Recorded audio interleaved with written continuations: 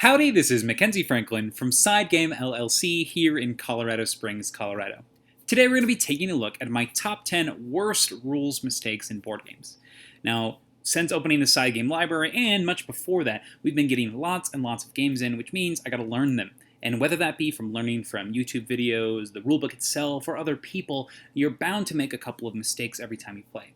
But these mistakes are probably the most egregious of all, things that have fundamentally changed the game and really haven't been corrected maybe for a long time. And you'll see that here in this video.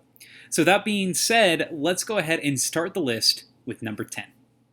So the number 10 game is going to be for Pulsar 2849. Wonderful game of space exploration and lots of cool little engine building, cool action manipulation, and dice drafting by Vladimir Suhi. So in this game, you're going to be drafting dice and using those dice to activate actions on the board.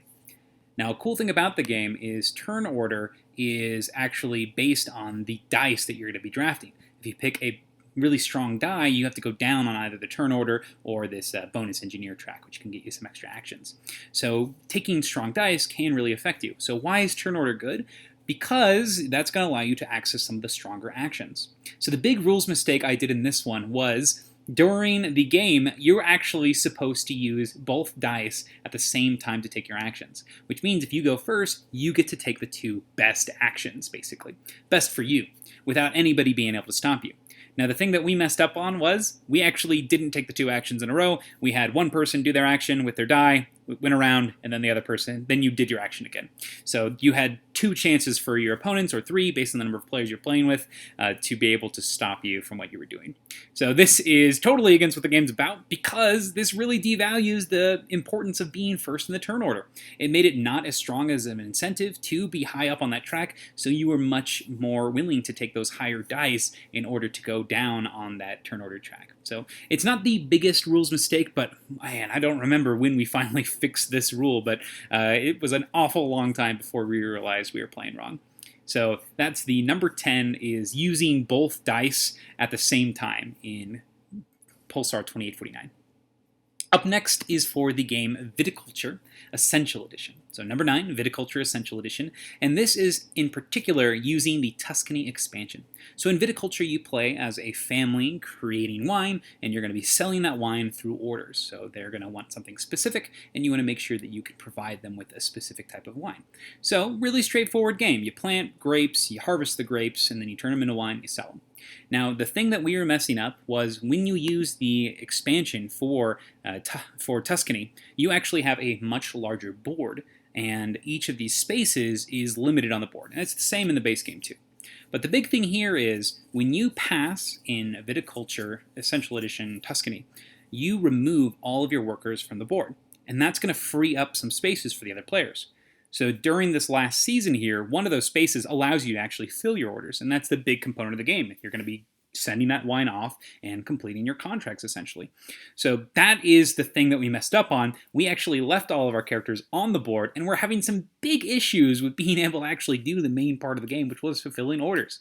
So this became a huge problem, and we didn't realize that we were playing wrong until much, much longer. So it really did affect the flow of the game, the pace of the game, and it makes a lot of sense now, because if you do run out of workers early, that means that more people are going to have an opportunity to even get that extra point as well for filling orders. So that is pretty big deal, I think, kind of cutting out a whole piece of that game. But that's my number 9, the space for filling orders, and when you pass, removing all your characters in Viticulture. Up next is my number 8 rules mistake, and this is for the game Splendor. Splendor is a wonderful little engine building game where you have all these gems, and you're going to be trading in these gems to get cards, and the more cards you get, the more points you're going to get, and it's ultimately a race to 15.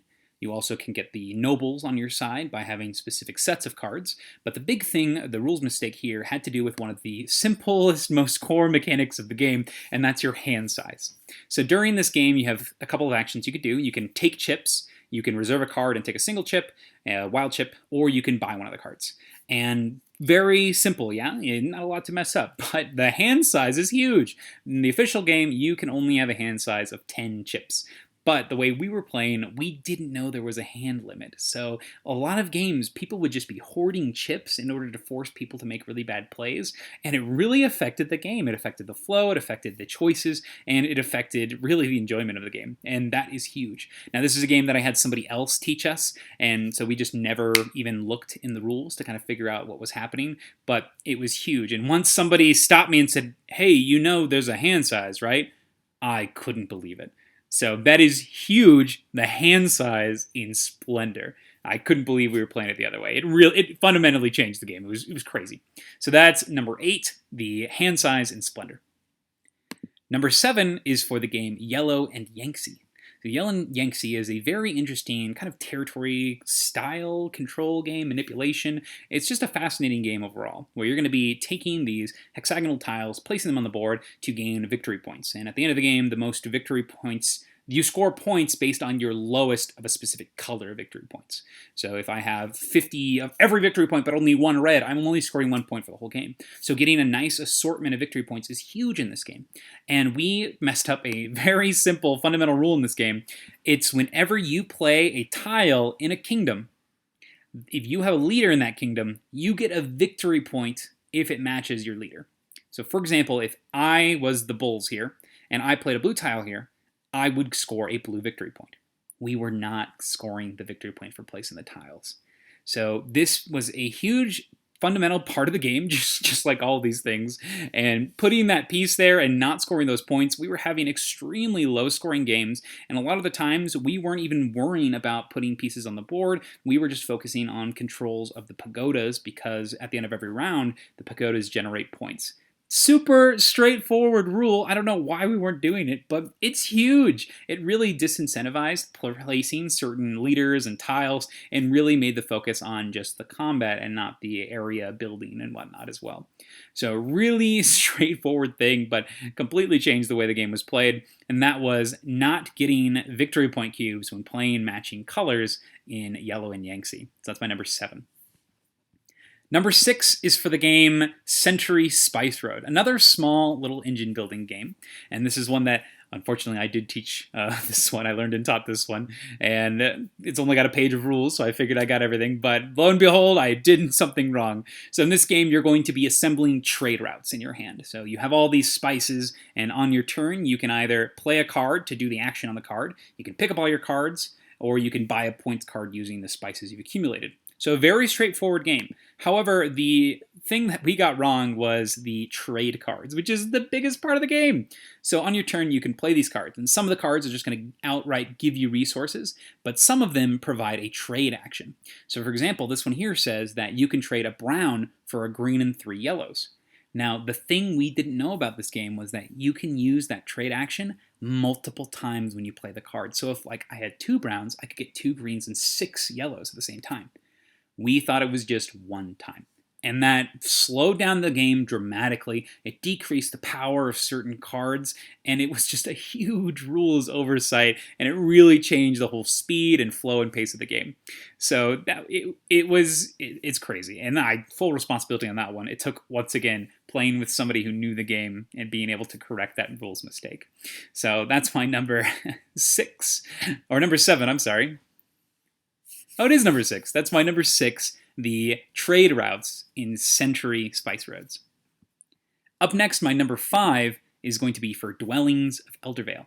So this is a Kickstarter game that is pretty fantastic. It's wonderful. You're going to be taking these characters, these fantasy races, and exploring this new land. And you're going to be doing it through worker placement. You'll be putting your workers onto a board to activate the actions of the spaces you're entering, and you're also going to be activating cards in a tableau you're creating in front of you when you recall your workers. Every time you do a recall action, you take the workers you placed on the board and put them on your cards in front of you to do other things. And that is super straightforward, super fun, super cool. But the thing that we messed up in this game is when you recall workers, if you have a card in front of you that has a worker spot like this, any type of character can go to that space. In this game, you can recruit all sorts of characters. You can recruit dragons, you can recruit wizards, you can recruit warriors, but a lot of the times we didn't really care about those units using the wrong rules because we thought that these spaces could only be used by workers. But in the actual rules of the game, you can send any unit to a space that's marked like this, where workers can go. So this means a worker or anybody above. There are specific spaces that say, hey, only a dragon can go here, or hey, only a sorcerer can go here, but we thought that applied to all of these cards, and that was extremely wrong. Now, this one was a really weird one to learn because I was watching videos, and a lot of them were some outdated rules from the Kickstarter itself, from when that was running. So I totally missed it when going through the rules again, that these spaces were for any characters. So it took playing with some more people to kind of figure this out, and someone asked, hey, this doesn't really make sense. Why would I ever make these characters? And lo and behold, it didn't. So these action spaces can be used by anybody, and that was a huge oversight on our part. But it honestly makes the game way more fun now because you're more willing to go into the dragons and the other cool characters as opposed to sticking to just workers, and I think that's really fun. So the action spaces being able to be used by multiple workers, that's my number 5 in Dwellings of Eldervale. My number 4 rules mistake is for one of my favorite games. This is for Arkham Horror, the card game, and I only figured this out like 2 months ago. I was very embarrassed. So shout out to Playing Board Games channel. They do a lot of Arkham Horror content videos, and one of their top 5 rules mistakes, I think, in that video was that resigning does not provoke attacks of opportunity. So in this game, you're constantly going to be fighting for your life. So you play as investigators, and you're going to be running around trying to complete a mission, and some of these missions are going to require you to resign. So for example, this card here, this has an action that says you can resign, you can leave, we can get out this way. So as an action, you take it on your turn, your character leaves the game, and some challenges are going to have everybody trying to resign. Now sometimes during this game, you might be surrounded by enemies and you have no way out, and if you take an action that's other than a fight or an evade or something specifically interacting with those creatures, you usually take an attack of opportunity, which means the creatures all damage you. Now, for this game, I thought that resigning provoked an attack of opportunity because it wasn't an attack or an evade. Go figure, it does not. I can't count on my hands. I can't even count the times how many times I would have won a scenario because resigning doesn't count as an attack of opportunity. Because I have died countless times right at the door because a bunch of monsters are there and ready to kill me. So I can't believe that I missed this so many times, and it would change so many different games, so many different experiences here. So now that it exists, and now that I know, I'm quite excited because my success rate will probably go up during this game because resigning does not provoke attacks of opportunity.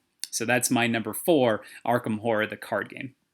Number 3 rules mistake is for another amazing game, Terraforming Mars. So Terraforming Mars is unfortunately one I did teach myself again, and this is going to be for the ocean tiles. Now, in Terraforming Mars, the whole premise of the game is you're a corporation trying to make the most money and trying to help the planet the most through what's called TR, Terraform Rating. The way you get this is by playing project cards that provide them or by helping terraform the planet. Every time you help out with a step, whether it be the oxygen of the planet, the heat of the planet, or by putting oceans on the planet, you're going to raise your TR, which is not only your points, but also your income. Now, one thing that you can do to help the planet is put out ocean tiles. And one thing that I don't know how I missed it, played this game for about a year before, once again, somebody said, hey, you get this, right?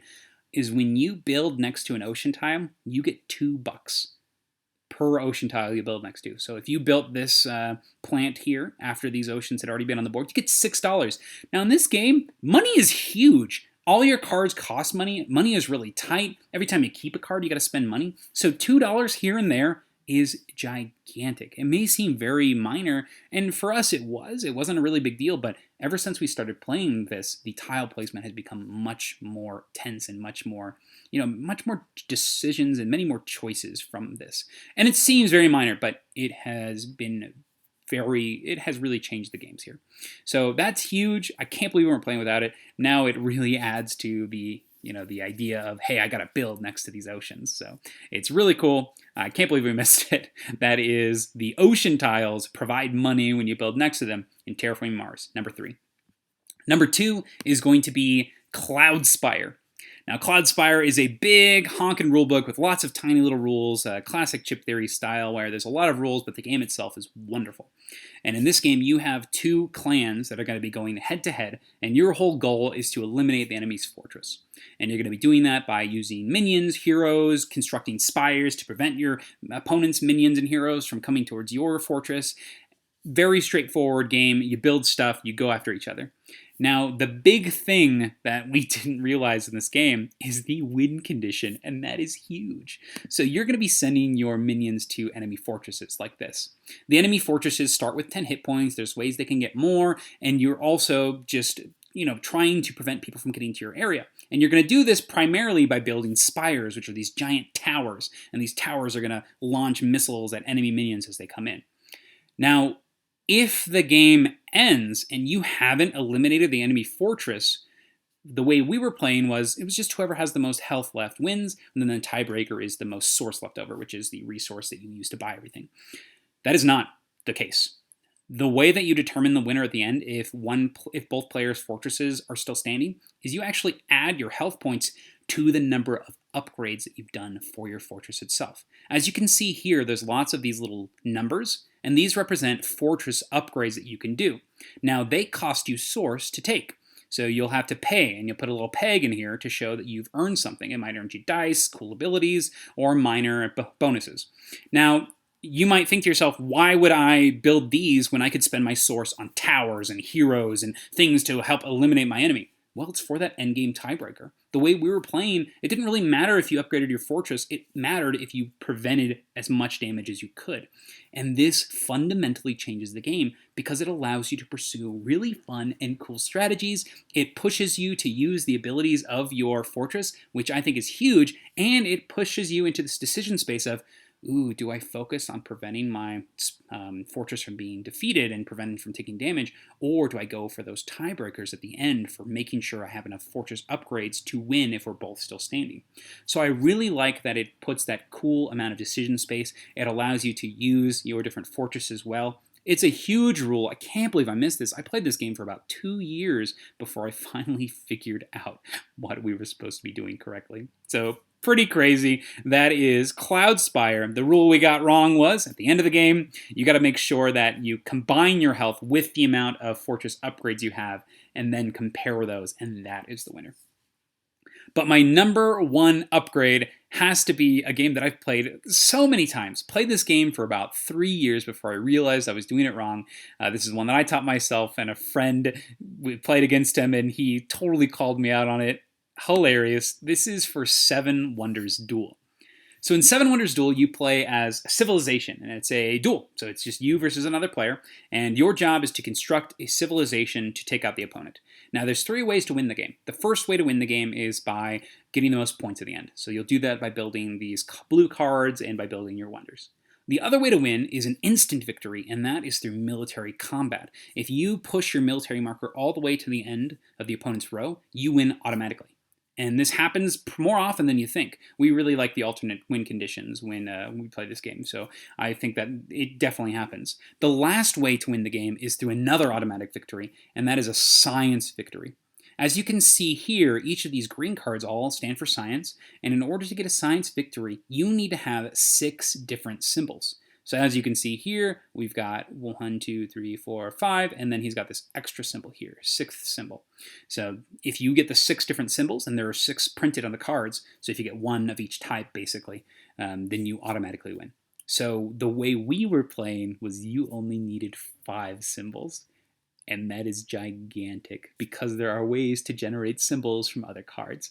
And that's huge! This game became more of a race to get science than it did anything else because it was so consistent and easy to win with science. And honestly, that's all the game became. With the idea of making it so that you don't need just 5 science symbols, the game's actually went to point scoring. The military mattered a little bit more, and science was not as threatening and scary as it was when we were playing with only 5 symbols. Once again, very minor change. It's only 1 symbol difference, but it's huge. And as you saw with this list, a lot of these things are pretty dang game breaking, and I think that's huge. So that is my number 1, having 6 science symbols to win a game of 7 Wonders Duel instead of 5. And that's my list. Oh my gosh, just talking about these has made me think about all these games that we just played super wrong, and it's pretty hilarious. What kind of game mistakes have you made? What was the most egregious mistake you've made? I'm really curious to see what you put on your own personal lists. What did you do wrong? Did you make any of these mistakes that I made? I'd love to hear what you think down in the comments. If there's any videos like this you'd love to see in the future, please let me know down in the comments below. I'd really appreciate it if you subscribe to the channel. It helps us grow. We just passed 500 today, so super awesome. Really thankful. Thank you so much for tuning in and watching and enjoying the content. I really can't say thank you enough. But that's the list. Thank you so much for watching. Side Game Strong.